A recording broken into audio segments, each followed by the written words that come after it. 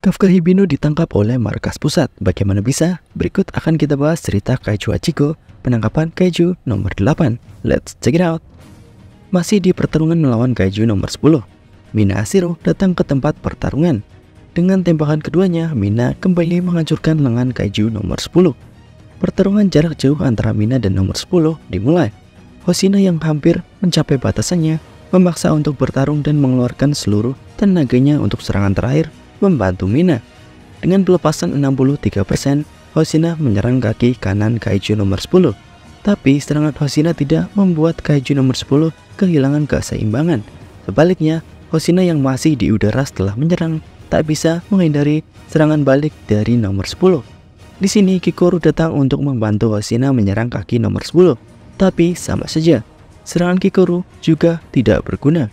Tapi Hoshina melihat ada harapan dan menyuruh Kikoru untuk terus menyerang. Hoshina kemudian menyerang cangkang bagian kaki nomor 10 dan kemudian dilanjutkan dengan Kikoru. Walaupun berhasil mengurangi pergerakan nomor 10, tapi hanya dengan beberapa kali serangan ke arah nomor 10, Kikoru sudah mengalami overheat. Tapi bagi Hoshina, bantuan dari Kikoru sangatlah besar. Setelah itu, Hoshina sendirian mengakhiri serangan dan menghancurkan kaki kanan nomor 10. Hoshina terus-menerus menyerang agar nomor 10 tidak bisa bergerak bahkan walau hanya 10 atau 5 detik saja. Karena waktu tersebut adalah waktu yang cukup digunakan oleh Mina untuk melakukan serangan besarnya. Mina dengan serangan ketiga berhasil menghancurkan Kaiju nomor 10. Kepala Kaiju nomor 10 dan tubuhnya terpisah. Ketika semuanya lega, Kaiju nomor 10 sudah dihancurkan. Pecahan tubuh Kaiju nomor 10 yang masih berada di udara ternyata membesar dan seperti akan meledak.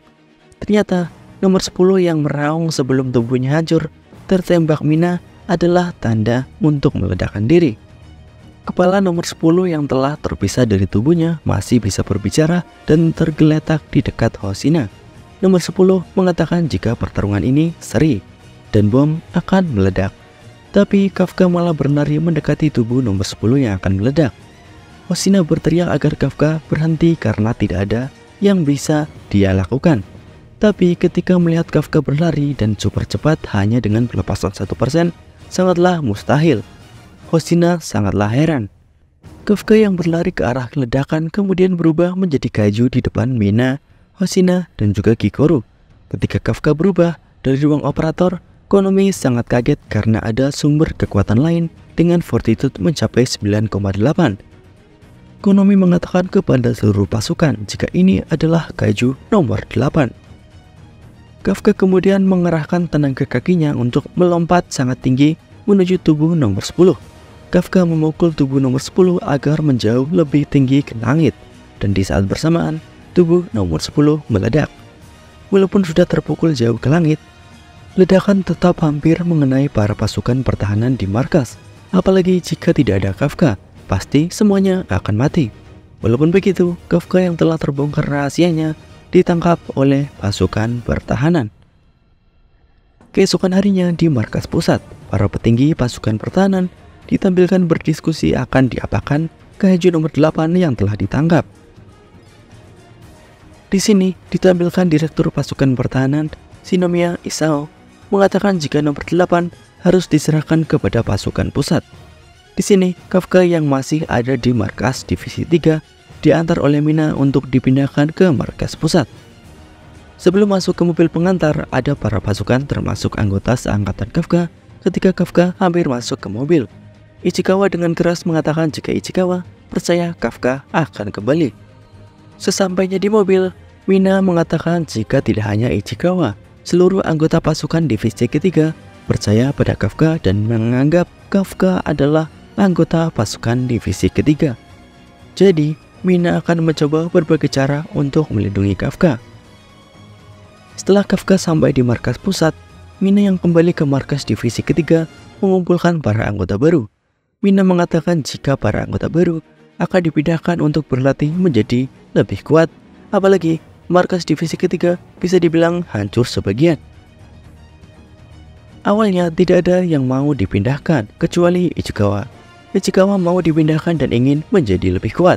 Akhirnya para anggota baru mau dipindahkan ke markas divisi lain. Di tempat Shinomiya Isao, Kikoru yang merupakan anak Isao datang dan ingin meyakinkan ayahnya untuk mencabut hukuman Kafka dan mengatakan kebaikan Kafka termasuk menolong Kikoru. Tapi Isao ternyata sudah menerima banyak laporan tentang kebaikan Kafka dari Mina Ashiro. Isao kemudian memberikan hasil ronsen dari tubuh Kafka. Ternyata bagian jantung Kafka telah berubah menjadi inti organ, atau memang dari awal Kafka tidak mempunyai jantung. Di tempat Kafka yang ditempatkan di ruang khusus didatangi oleh Isao. Seluruh borgol di tubuh Kafka kemudian dilepas. Di sini Kafka berteriak jika dia ini bukanlah kaiju, tapi Isao tidak memperdulikannya. Isao kemudian menembak Kafka setelah belenggu Kafka dilepas. Kafka menghalangi peluru dari Isao dengan tangannya yang berubah menjadi kaiju. Isao dengan cepat sudah berada di depan Kafka dan berhasil mengambil darah Kafka. Isao kemudian mengatakan, jika di dunia ini tidak ada manusia yang bisa menahan peluru tanpa bantuan pelindung Pai Kaiju nomor 8. Di sini Isao juga mengambil sampel darah Kafka dan memasukkannya ke dalam tabung vacuum. Kafka kemudian mengatakan jika dirinya bukanlah kaiju, dia adalah Kafka Hibino. Kemudian ditampilkan Isao memakai senjata khususnya yaitu Gauntlet FS-1002. Pertarungan Kafka dan Isao dimulai. Dalam sekali serangan yang tidak benar-benar mengenai Kafka, tangan kiri Kafka langsung terkoyak oleh Isao. Tidak hanya itu, Kafka secara refleks telah berubah tangan kirinya menjadi bentuk kaiju dan tetap terkoyak. Selanjutnya, Kafka harus berubah wujud sebagian untuk bisa menahan serangan Isao. Itu pun Kafka harus terlempar jauh. Isao menyerang Kafka secara terus-menerus dan Kafka hanya bisa menghindar dan tak mau menyerang. Diketahui Isao tidak hanya menggunakan senjata khusus. Isao juga menggunakan pakaian khusus kaiju nomor 2 yang memiliki kekuatan Sonic Wave. Kaiju nomor 2 adalah Chogata Kaiju yang pernah menghancurkan seluruh Sapporo di tahun 1972. Ditampilkan pertarungan Isao melawan Kafka. Setiap kali pukulan mengenai tubuh Kafka langsung terkoyak tanpa sisa dari tangan dan kedua kaki Kafka dengan mudah dihancurkan oleh Isao. Dan pada serangan terakhir, Kafka berubah menjadi kaiju penuh. Tapi itu bukanlah Kafka, melainkan kaiju nomor 8 yang lepas kendali. Kaiju nomor 8 meraung dengan sangat keras. Di dalam tubuh kaiju nomor 8, Kafka tak bisa bergerak. Dan ditampilkan kaiju kecil yang sebelumnya masuk ke mulut Kafka. Dia mengatakan untuk membunuh kaiju. Kaiju nomor 8 melihat Isao sebagai kaiju dan ingin membunuh Isao. Nomor 8 yang mengamuk mencoba memukul Isao. Awalnya memang bisa dihindari, namun serangan kedua berhasil mengenai Isao. Nomor 8 kemudian memukuli Isao yang terjatuh secara brutal. Tapi di sini Isao masih bisa bertahan dengan dua gauntletnya sebagai tameng. Sampai akhirnya Isao berhasil keluar dari serangan nomor 8 dan melakukan serangan counter. Serangan di dada Kafka memang mengenai Kafka, tapi tidak terlihat inti organ kaiju nomor 8. Ternyata nomor 8 sudah memisahkan inti organ dari tubuh aslinya, lalu meregenerasi tubuh dari inti organ yang tertinggal.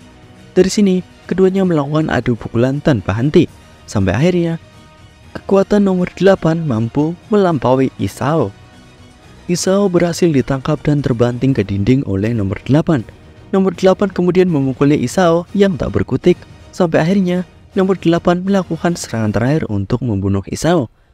Kafka yang hanya bisa melihat kebrutalan nomor 8 dan tak bisa menggerakkan tubuhnya, akhirnya melakukan cara terakhir. Kafka memberontak dan menusuk jantungnya sendiri dengan tangan kanannya. Kafka kemudian mengatakan kepada Isao yang masih tersadar jika dirinya bukan kaiju nomor 8. Aku adalah Kafka Hibino. Nah, itulah akhir dari pertarungan Kafka melawan Isao. Dengan menusuk jantungnya sendiri, apakah Kafka akhirnya akan mati atau akan ada cara untuk menyelamatkan Kafka dari kematian? Tuliskan pendapat kalian di kolom komentar. Bye bye.